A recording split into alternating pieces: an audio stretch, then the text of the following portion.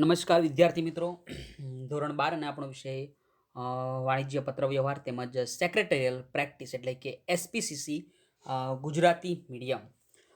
તો મિત્રો, જો આ વિષયની અંદર આપણે વાત કરીએ તો આપણને ખબર જ છે કે બે વિભાગો પડે અને આ વિભાગોની અંદર જો વાત કરવામાં આવે કે જેમાં આપણે બીજા વિભાગની અંદર એટલે કે સેક્રેટરીયલ પ્રેક્ટિસની અંદર આપણે અત્યારે ચેપ્ટર નંબર 5 કંપનીના સંચાલકો વિશે ચર્ચા કરતા હતા, જેની અંદર આપણે પહેલા 2 પોઈન્ટ કમ્પ્લીટ મારા ખ્યાલથી કરી દીધેલા, જેની અંદર સંચાલક અને સંચાલક મંડળ અને સંચાલકોની સંખ્યા તેમજ તેનો ઓળખ ક્રમાંક અને એના પછી સંચાલકોની નિમણૂક, જેની અંદર આપણે આઈ થિંક સંચાલકોની નિમણૂક જેમાં પ્રથમ સંચાલકોની નિમણૂક અને એના પછી પ્રથમ સંચાલકોની નિમણૂક બાદ અન્ય સંચાલકો જે આપણે નિયમિત અથવા તો કાયમી સંચાલકો વિશે આપણે અભ્યાસ કર્યો હતો. યસ, જે તમે અહીંયા જોઈ શકો, સંચાલકોની સંખ્યા, એના પછી સંચાલકોનો ઓળખ ક્રમાંક કે જે બીજો પોઈન્ટ હતો આ ચેપ્ટરની અંદર, એના પછી સંચાલકોની નિમણૂક અને તેના પ્રકારો. યસ, સંચાલકોની નિમણૂક અને તેના પ્રકારો, જેની અંદર પ્રથમ સંચાલકની નિમણૂક, પ્રથમ સંચાલકો બાદ સંચાલકોની નિમણૂક, જેની પણ આપણે ચર્ચા કરી હતી. અને હવે આજના લેક્ચરની અંદર આપણે ચર્ચા કરીશું સંચાલકોના પ્રકાર વિશે. ઓકે, તો સંચાલકોના પ્રકારોની અંદર આપણે અહીંયા અત્યારે જે સંચાલકોના કુલ 7 પ્રકારો કે જેની અંદર તમે જોઈ શકો, સૌથી પહેલા પ્રકાર સ્વતંત્ર ડિરેક્ટર એટલે કે સ્વતંત્ર સંચાલક, managing director MD, nominee director, વધારાના ડિરેક્ટર, વૈકલ્પિક ડિરેક્ટર, ડિરેક્ટરનો સમય પૂરો થતાં અગાઉના ડિરેક્ટરોની નિમણૂક અને નાના શેર હોલ્ડરો દ્વારા ચૂંટાયેલા ડિરેક્ટર. તો અહીંયા આપણે સૌથી પહેલા જોઈશું સ્વતંત્ર ડિરેક્ટર. તો મિત્રો, અહીંયા ખાસ યાદ રાખીશું સ્વતંત્ર ડિરેક્ટર તેમજ એની નિમણૂક કરતી વખતે જે ધ્યાનમાં રાખવા જેવી 5 બાબતો, એના વિશે પણ આપણે આજે ચર્ચા કરીશું. ઓકે, તો સૌથી પહેલા આપણે જોઈએ સ્વતંત્ર ડિરેક્ટર. કંપની ધારા 2013માં આ નવી જોગવાઈ છે. એટલે કે મિત્રો, આપણને ખબર છે કે કંપની ધારો, જૂનો કંપની ધારો 1956 અને એના પછી જે કંપની ધારો નવો આવેલો 2013. તો 2013નો જે નવો કંપની ધારો આવેલો એની અંદર આ નવી જોગવાઈ મૂકવામાં આવેલી કે દરેક કંપનીમાં ઓછામાં ઓછા 1/3 ભાગના સ્વતંત્ર સંચાલકો હશે. એટલે કે સમજો કે અહીંયા આપણે ઉદાહરણ તરીકે લઈએ કોઈ કંપનીની અંદર સમજો કે જે સંચાલકોની સંખ્યા છે, આપણે ઉદાહરણ તરીકે લઈ લઈએ કે સમજો કે 30 સંચાલકો છે, તો કુલ 30 સંચાલકો માંથી 1/3 ભાગના સ્વતંત્ર સંચાલકો હોવા જોઈએ ઓછામાં ઓછા. એટલે કે 30 ગુણ્યા 1/3 આપણે કરીએ તો આપણને જવાબ કેટલો મળે? 10. એટલે કે મિત્રો, અહીંયા જે વાત કરવામાં આવે કે જે કુલ જે સંચાલકો હોય એના ઓછામાં ઓછા 1/3 એટલે કે કંપનીની અંદર ઓછામાં ઓછા 10 સંચાલકો સ્વતંત્ર હોવા જોઈએ. કેન્દ્ર સરકાર જાહેર કંપનીના વર્ગો માટે સ્વતંત્ર સંચાલકની લઘુત્તમ સંખ્યા નક્કી કરી શકે છે. તો મિત્રો, અહીંયા જ્યારે જાહેર કંપની હોય, જાહેર કંપની એટલે કે સમજો કે રિલાયન્સ હોય અથવા તો કોઈ પણ જાહેર કંપની હોય કે જેની અંદર કેટલા સ્વતંત્ર સંચાલક હશે, જેની લઘુત્તમ સંખ્યા નક્કી કરવાની જે કોણ નક્કી કરી શકે, તો આપણે યાદ રાખીશું કેન્દ્ર સરકાર. સ્વતંત્ર સંચાલક એટલે એવી વ્યક્તિ કે જે મેનેજિંગ ડિરેક્ટર ન હોય અથવા પૂર્ણ સમયનો ડિરેક્ટર ન હોય કે નોમિની ડિરેક્ટર ન હોય. તો મિત્રો, ખાસ અહીં અંડરલાઈન કરી દેજો કે સ્વતંત્ર સંચાલક કે જે એમડી પણ નથી કંપનીનો, જે પૂર્ણ સમયનો ડિરેક્ટર પણ નથી કે જે નોમિની ડિરેક્ટર પણ ન હોય. તો આ 3 આપણે યાદ રાખીશું. સૌથી પહેલા મેનેજિંગ ડિરેક્ટર નથી, પૂર્ણ સમયનો ડિરેક્ટર ન હોય અને નોમિની ડિરેક્ટર ન હોય. સ્વતંત્ર ડિરેક્ટરની નિમણૂક એટલે કે મિત્રો, અહીંયા જો આપણે જોઈએ કે સ્વતંત્ર જે ડિરેક્ટર હોય એની નિમણૂક ડેટા બેંકમાંથી કરવાની હોય છે. તો જે પણ અહીંયા સ્વતંત્ર ડિરેક્ટરની નિમણૂક થશે, આ સ્વતંત્ર ડિરેક્ટરની નિમણૂક એક જે ડેટા બેંક તૈયાર કરેલી હોય એ ડેટા બેંક ઉપરથી કરવાની હોય અને કેન્દ્ર સરકાર દ્વારા નિર્દિષ્ટ કરેલ સંસ્થાઓએ આ પ્રકારની ડેટા બેંક ઊભી કરવી પડે છે.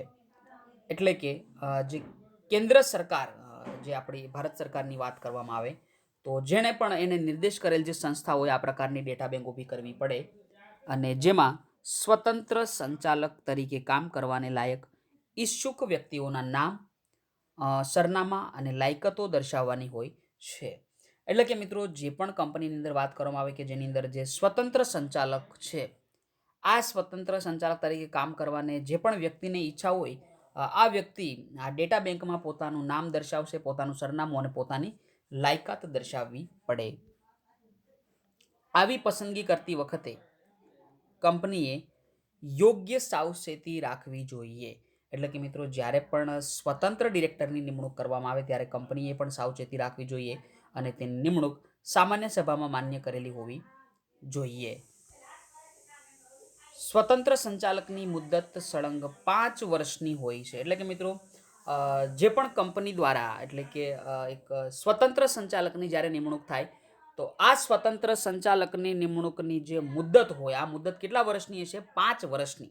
એટલે કે સમજો કે આજે એની આપણે તારીખ લઈ લઈએ કે ઉદાહરણ તરીકે તમારે તારીખ અઝ્યુમ કરવાની કે સમજો 1 તારીખ પહેલો મહિનો અને 2021માં જો સ્વતંત્ર સંચાલકની આપણે નિમણૂક કરીએ તો 31/12/25 સુધી તેની નિમણૂક કન્ટિન્યુ હશે. એટલે કે 5 વર્ષ આ સંચાલકની મુદ્દત રહેશે. સ્વતંત્ર સંચાલક પુનઃ નિમણૂકને પાત્ર છે. એટલે કે જો જે પણ સ્વતંત્ર સંચાલક એની ફરીવાર પણ નિમણૂક થઈ શકે, પરંતુ તે અંગે કંપનીએ ખાસ ઠરાવ પસાર કરવો જોઈએ અને બોર્ડના અહેવાલમાં આવી નિમણૂકની જાહેરાત કરવી જોઈએ નહીં. તેમાં પસંદ કરાયેલી વ્યક્તિને સ્વતંત્ર સંચાલક તરીકે નિમવાના કારણોનો નિર્દેશ થવો જોઈએ. એટલે કે જે પણ અહીંયા વ્યક્તિને સ્વતંત્ર સંચાલક તરીકે નિમવામાં આવે એના કારણો પણ આપણે નિર્દેશ કરવા જોઈએ. પરંતુ કોઈ પણ સ્વતંત્ર સંચાલક વધુમાં વધુ સળંગ 2 મુદ્દત એટલે કે 10 વર્ષથી વધારે હોદ્દો ધારણ કર્યાના 3 વર્ષ બાદ ફરીથી નિમણૂકને પાત્ર છે.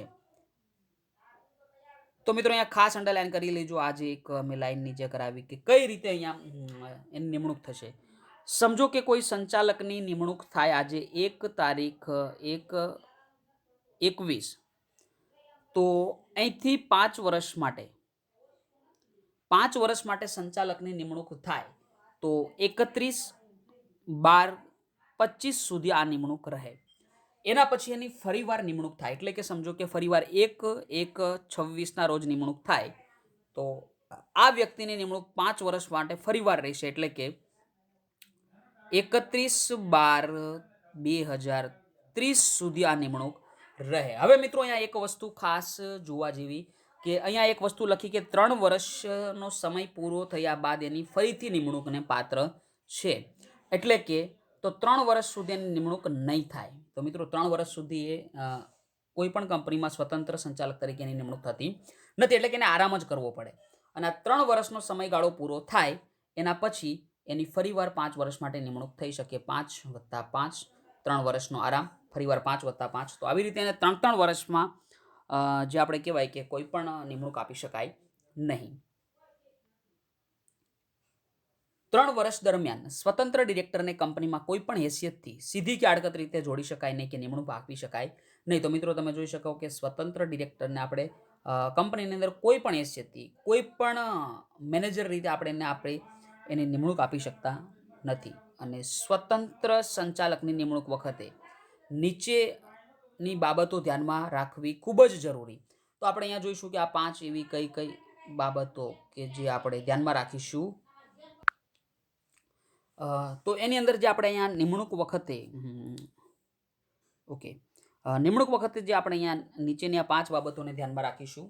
જેમાં સૌથી પહેલા તમે જોઈ શકો સ્વતંત્ર સંચાલક તરીકે નિમણૂક પામેલ વ્યક્તિ બોર્ડના મત પ્રમાણે જે તે ક્ષેત્રમાં નિષ્ણાંત, અનુભવી અને કાબેલ હોવી જોઈએ. એટલે કે મિત્રો અહીંયા એક વસ્તુ ક્લિયર છે કે સ્વતંત્ર સંચાલક તરીકે જે પણ વ્યક્તિની નિમણૂક પામેલ વ્યક્તિ બોર્ડના મત પ્રમાણે જે તે ક્ષેત્ર છે કોઈ પણ ક્ષેત્રમાં એની નિષ્ણાંત, અનુભવી અને કાબેલ હોવો જોઈએ. આવી વ્યક્તિ કંપની કે ગૌણ કંપની કે સહાયક કંપનીના સ્થાપક હોવા જોઈએ નહીં. એટલે કે મિત્રો જે વ્યક્તિની આપણે સ્વતંત્ર સંચાલક તરીકે નિમણૂક કરી આ વ્યક્તિ કોઈ પણ કંપની કે ગૌણ કંપની એટલે કે તમને ખબર હશે કે રિલાયન્સની ગૌણ કંપની જે જીઓ કે એની સહાયક કંપનીના સ્થાપક હોવા જોઈએ નહીં.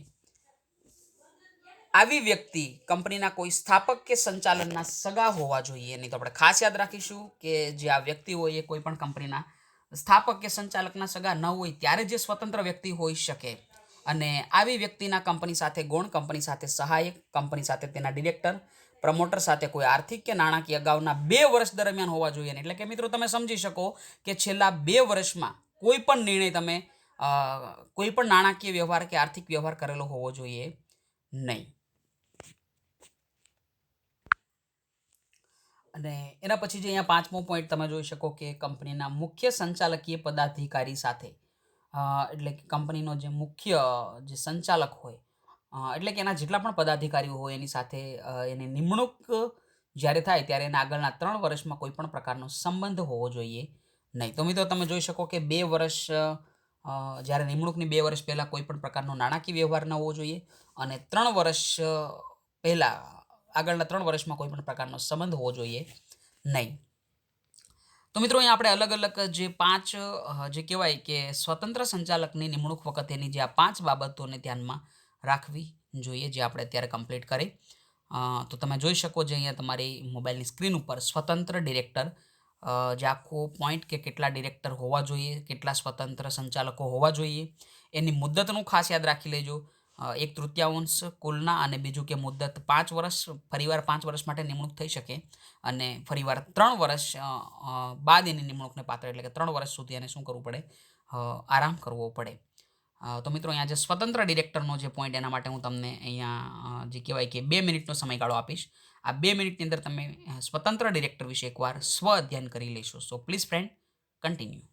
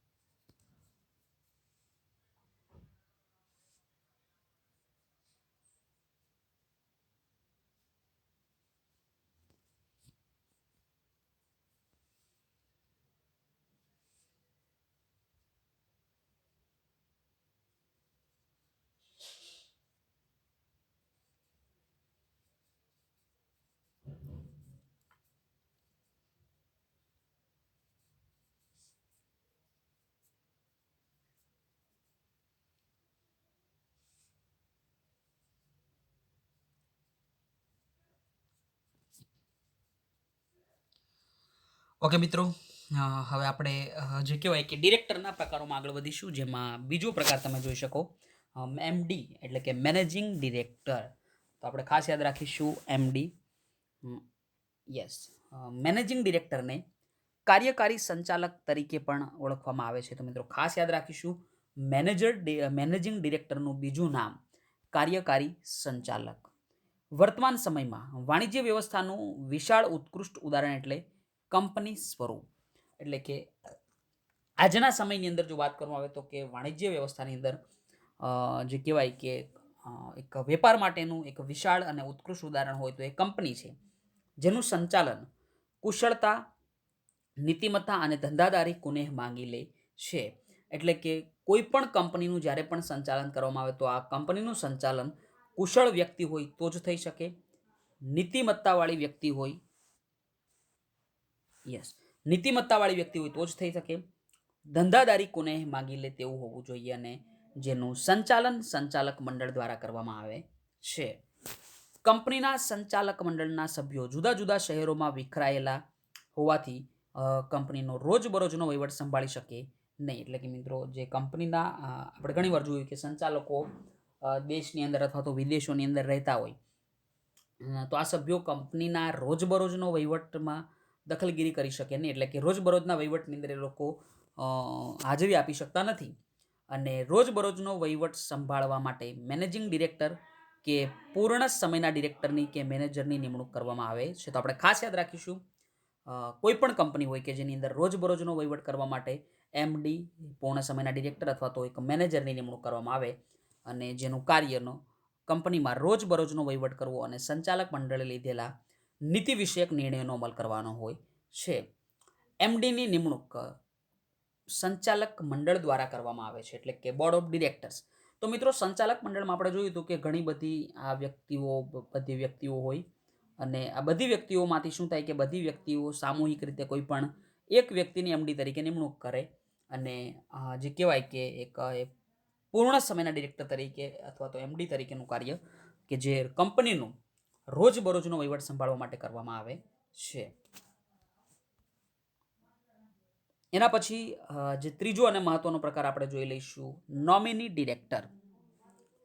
બોર્ડ ઓફ ડિરેક્ટર કંપનીના નિયમન પત્રની જોગવાઈ અનુસાર નીચેના સંજોગોમાં નોમિની ડિરેક્ટર નિમી શકે છે.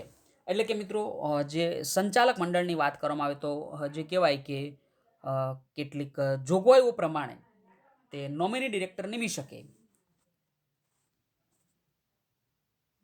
તો અહીંયા જે અલગ અલગ નીચેના 3 સંજોગોમાં નોમિની ડિરેક્ટરની નિમણૂક થઈ શકે. જોઈએ એમાં કે કોઈ સંસ્થા સાથે થયેલ સમજૂતી અનુસાર નોમિનેટ કરવામાં આવેલ વ્યક્તિને ડિરેક્ટર તરીકે નિમણૂક આપવામાં આવે છે. એટલે મિત્રો સમજો કે અહીંયા કોઈ પણ એક સંસ્થા સાથે કોઈ સમજૂતી થાય તો તે અનુસાર નોમિનેટ કરવામાં આવેલ વ્યક્તિને ડિરેક્ટર તરીકે નિમણૂક આપી શકાય.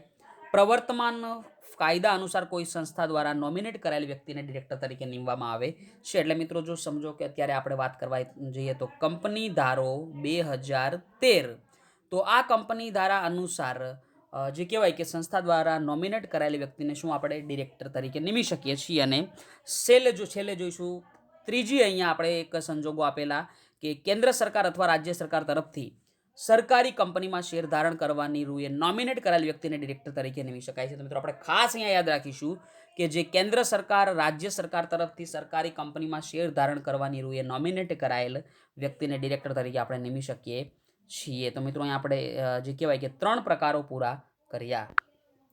એના પછી મિત્રો આપણે એક ચોથો મહત્વનો પ્રકાર જોઈશું, વધારાના ડિરેક્ટર એટલે કે એડિશનલ ડિરેક્ટરની વાત કરીશું.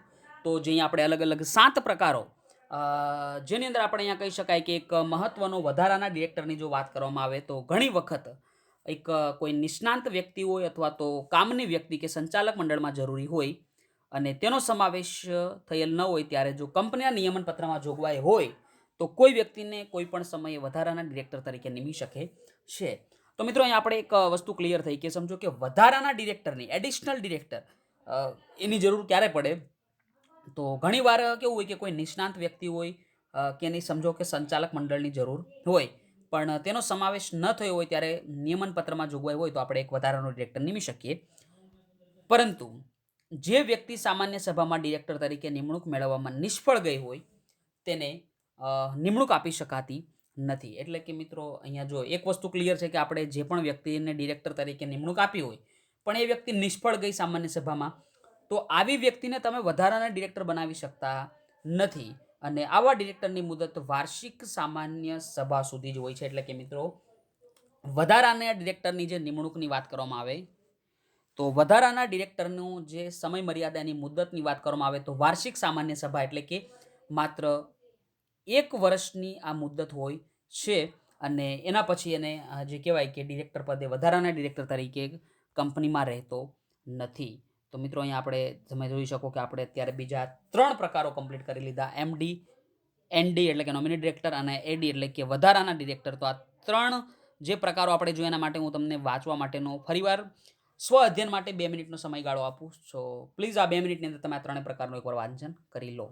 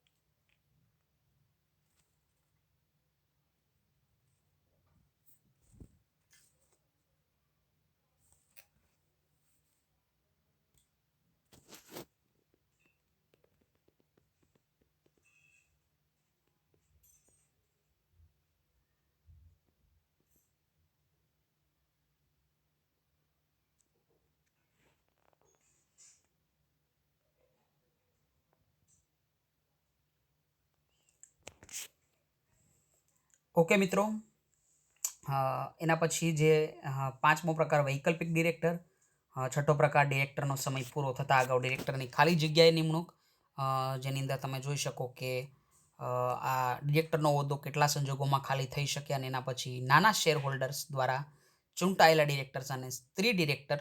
અને 9મો એના પછી જે સંચાલકોની લાયકાતો અને ગેરલાયકાતો. આમ તો આપણે મુખ્ય 7 પ્રકાર, પરંતુ એક જે કહેવાય કે કંપની ધારા 2013માં જે સ્ત્રી ડિરેક્ટર, ફિમેલ ડિરેક્ટર માટે પણ એક જે પોઈન્ટ એડ થયેલો, તો એના વિશે પણ આપણે ચર્ચા કરી લઈશું જો આજે શક્ય હશે તો.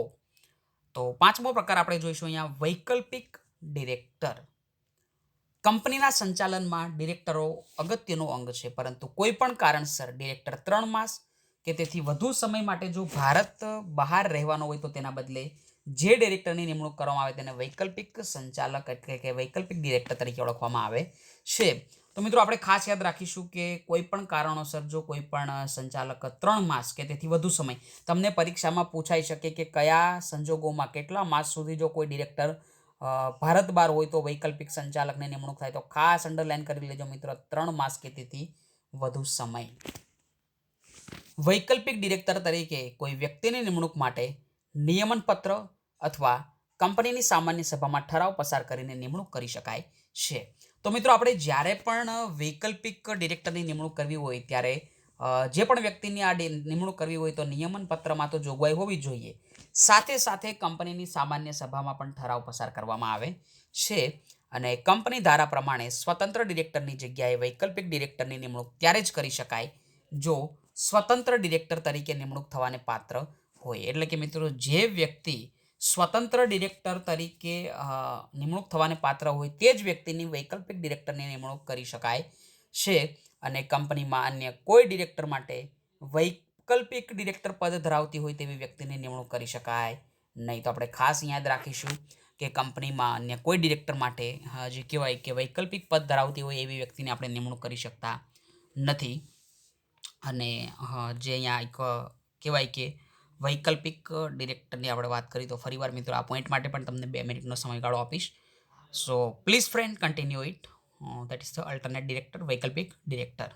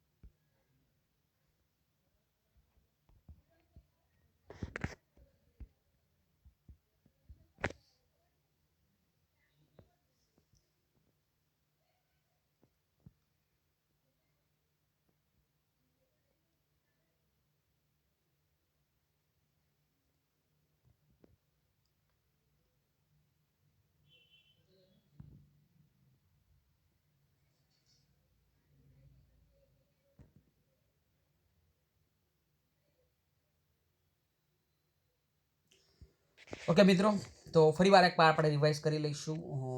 મે બી આપણી પાસે સમયની થોડી મર્યાદા પણ છે. તો આજના લેક્ચરની અંદર આપણે શેની ચર્ચા કરી? તો સૌથી પહેલાં આપણે જોયું સંચાલકોના પ્રકાર, કે જેની અંદર તમે 7 પ્રકાર જોઈ શકો. 8મો આપણે સ્ત્રી ડિરેક્ટર વિશે પણ વાત કરીશું. તો અહીંયા આપણે જોયું કે સંચાલકો વગર એક કંપની ચાલી શકતી નથી, અને સંચાલકોના 7 પ્રકાર, કે જેની અંદર આપણે સ્વતંત્ર ડિરેક્ટરની ચર્ચા કરી. એની ડિરેક્ટરની નિમણૂક વખતે ધ્યાનમાં રાખવાના કેટલાક મુદ્દાઓ, એટલે કે કેટલીક બાબતો વિશે પણ ચર્ચા કરી. એના પછી એમડી એટલે કે મેનેજિંગ ડિરેક્ટર, જેના વિશે આપણે ચર્ચા કરી. નોમિની ડિરેક્ટર વિશે પણ ચર્ચા કરી. વધારાના ડિરેક્ટર અને જે કહેવાય કે વૈકલ્પિક ડિરેક્ટર. તો મારા ખ્યાલથી આપણે ત્યાં સુધી આજના લેક્ચરની અંદર ચર્ચા કરી વૈકલ્પિક ડિરેક્ટર.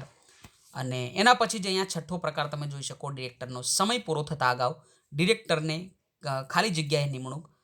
એના પછી 7મો અને છેલ્લો પ્રકાર, નાના શેર હોલ્ડર્સ દ્વારા ચૂંટાયેલ ડિરેક્ટર્સ, અને એક સ્ત્રી ડિરેક્ટર પણ અહીંયા એડ કરેલું. તો આ 3 પ્રકાર કે જે આપણે નેક્સ્ટ લેક્ચરથી કન્ટિન્યુ કરીશું. તો આજના લેક્ચરને આપણે અહીંયા સુધી રાખીશું. સો thanks to all of you friend, and take care, and bye bye.